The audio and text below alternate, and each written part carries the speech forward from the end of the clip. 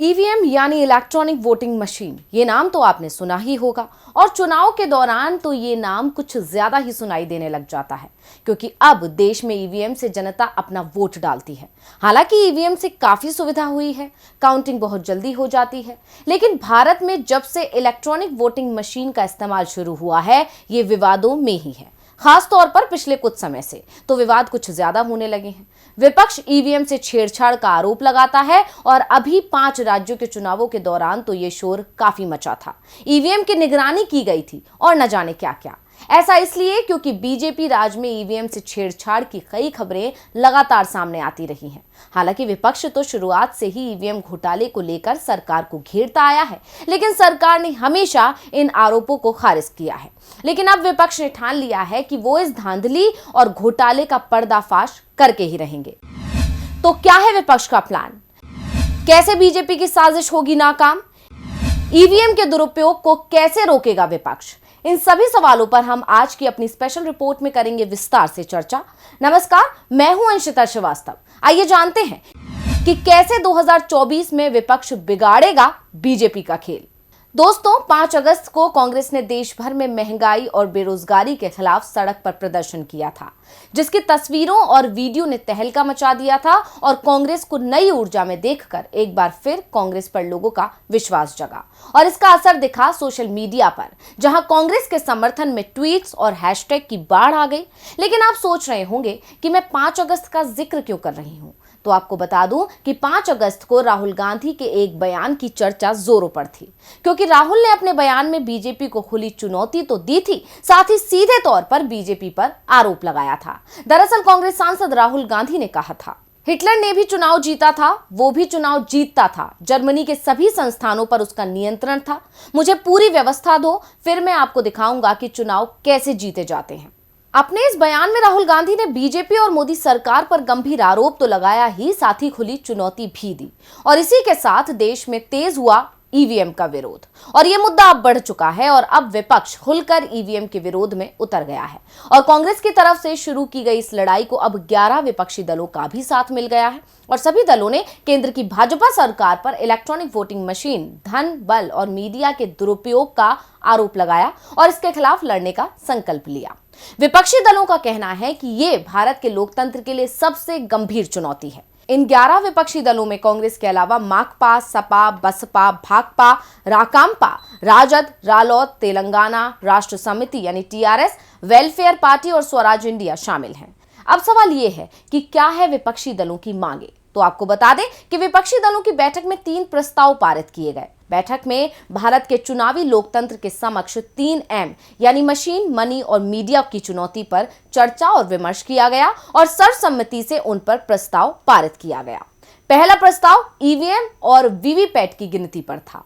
इस पर विपक्षी दलों ने कहा, यह माना जाता है कि विशुद्ध रूप से ईवीएम आधारित मतदान और मतगणना लोकतंत्र के सिद्धांतों का पालन नहीं करती है, क्योंकि इसके लिए हर मतदाता को यह सत्यापित करने के लिए सक्षम होना पड़ेगा कि जैसा सोचा वैसा उसका वोट डाला गया है। उन्होंने दावा किया कि इलेक्ट्रॉनिक वोटिंग मशीन को टेम्पर प्रूफ नहीं माना जा सकता है। उन्होंने कहा, मतदान प्रक्रिया स्वतंत्र होने के लिए सॉफ्टवेयर और हार्डवेयर फिर से डिजाइन किए जाने चाहिए ताकि सत्यापन योग्य या ऑडिट योग्य हो।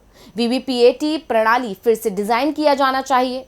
दूसरे प्रस्ताव में पार्टियों ने कहा कि भारी धनबल और उससे पैदा हुआ आपराधिक बाहुबल भारत के चुनावों की अखंडता को नष्ट कर रहा है। उन्होंने कहा कि उम्मीदवारों के खर्च की एक सीमा होती है, लेकिन राजनीतिक दल के खर्च की कोई सीमा नहीं होती है। देश में तेजी से बढ़ रहा आर्थिक कुलीन तंत्र भारत को एक कल्याणकारी राज्य के रूप में खतरे में डाल रहा है, जो कि चुनावों में इस अपराध और धनबल का प्रत्यक्ष परिणाम है, जो देश के सभी भ्रष्टाचार का स्रोत है। इतना ही नहीं, इन दलों का दावा है कि सरकार ने राज्यसभा को दरकिनार करने के लिए धन विधेयक मार्ग का उपयोग करके एक चुनावी बॉन्ड योजना की शुरुआत की, जिसने अपारदर्शिता को बढ़ाया है। चुनावी बॉन्ड योजना को उसके मौजूद स्वरूप में तत्काल बंद किया जाना चाहिए।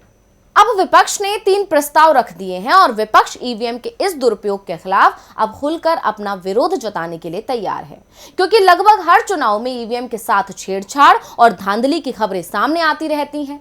असम चुनाव के दौरान भी बीजेपी नेता की गाड़ियों में ईवीएम मशीन पकड़ी गई थी, जिसके बाद राहुल गांधी ने बीजेपी पर निशाना भी साधा था। ईसी की गाड़ी खराब, भाजपा की नीयत खराब, लोकतंत्र की हालत खराब।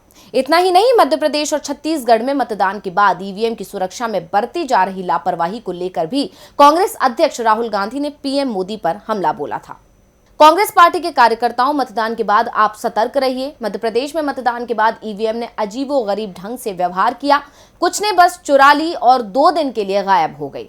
कुछ मशीनें होटल में ड्रिंक करते पाई गईं। मोदी के भारत में ईवीएम में रहस्यमयी शक्तियां आ गई हैं, सतर्क रहिए। सिर्फ असम, मध्य प्रदेश और छत्तीसगढ़ में ही नहीं, बंगाल में भी इसी तरह की खबरें सामने आई थी, जिस पर विपक्ष ने खूब बवाल भी मचाया था। और हालिया उदाहरण तो उत्तर प्रदेश विधानसभा चुनाव का है, जहां मतगणना के दिन मतपत्र में समाजवादी पार्टी को बढ़त मिल रही थी, लेकिन जैसे ही ईवीएम की काउंटिंग शुरू हुई, बीजेपी आगे निकल गई और सपा पिछड़ गई। इतना ही नहीं, कई जगहों से तो ऐसी भी शिकायतें आई जिसमें कहा गया कि किसी भी पार्टी का बटन दबाने पर वोट बीजेपी को ही डल रहा है। अब इस तरह की खबरों ने जनता को सोचने पर मजबूर कर दिया और ईवीएम का विरोध शुरू हो गया। और फिर यह मामला पहुंच गया सुप्रीम कोर्ट और बैलेट पेपर से मतदान कराने की मांग की गई।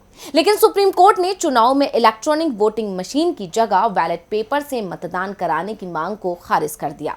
Justice SK. कौल और जस्टिस एम.एम. सुंदरेश की बेंच ने जनप्रतिनिधित्व अधिनियम 1951 की धारा 61A को चुनौती देने वाली याचिका पर विचार करने से इनकार कर दिया, जो कि चुनावों में ईवीएम के इस्तेमाल से संबंधित है। याचिका दायर करने वाले वकील M.L. शर्मा ने कहा कि मैंने जनप्रतिनिधित्व अधिनियम की धारा 61A को ये कहते हुए चुनौती दी है कि इसे लोकसभा या राज्यसभा में मतदान के जरिए पारित नहीं किया गया है। वहीं इस याचिका पर बेंच ने पूछा कि क्या आप सदन में जो कुछ होता है उसे चुनौती दे रहे हैं या आप आम मतदान को चुनौती दे रहे हैं? आप किस चीज को चुनौती दे रहे हैं? इस सवाल पर शर्मा ने कहा कि वो अधिनियम की धारा 61A को चुनौती दे रहे हैं, जिसमें ईवीएम के उपयोग की इजाजत है, जबकि इसे मतदान के माध्यम से सदन में पारित नहीं किया गया है। पीठ ने कहा कि हमें इसमें कोई गुण दोष नहीं मिला, इसलिए इसे खारिज किया जाता है। और सुप्रीम कोर्ट के इस फैसले के बाद ही विपक्ष को यह कदम उठाना पड़ा है। हालांकि इसमें विपक्ष को कितनी सफलता मिलेगी ये तो बता पाना अभी मुश्किल है, लेकिन विपक्ष की इस एकजुटता ने बीजेपी के पसीने छुड़ा दिए हैं। अब क्योंकि बात ईवीएम की हो रही है तो जरा इसका इतिहास भी जान लेते हैं।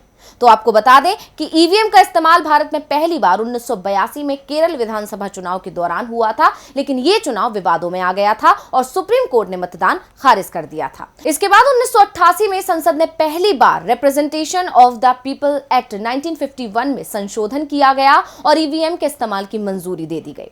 नवंबर 1998 में प्रयोग के तौर पर 16 विधानसभा सीटों पर ईवीएम का इस्तेमाल किया गया था। तब मध्य प्रदेश और राजस्थान में 5-5 सीटों पर और दिल्ली में 6 सीटों पर ईवीएम का प्रयोग हुआ था। इसके बाद 2001 में तमिलनाडु, केरल और पश्चिम बंगाल के विधानसभा चुनावों में सभी सीटों पर ईवीएम का प्रयोग हुआ और फिर 2004 के लोकसभा चुनाव में पहली बार पूरे देश ने ईवीएम के जरिए अपना वोट दिया था। 2004 से लेकर अब तक हर विधानसभा और लोकसभा चुनाव में वोटिंग ईवीएम के जरिए ही हुई है। और अब एक बार फिर विपक्ष एकजुट होकर आवाज उठा रहा है, जिसको देखते हुए एक बड़े आंदोलन की उम्मीद की जा रही है। तो आज की स्पेशल रिपोर्ट में बस इतना ही। फिर हाजिर होंगे एक और स्पेशल रिपोर्ट के साथ। नमस्कार।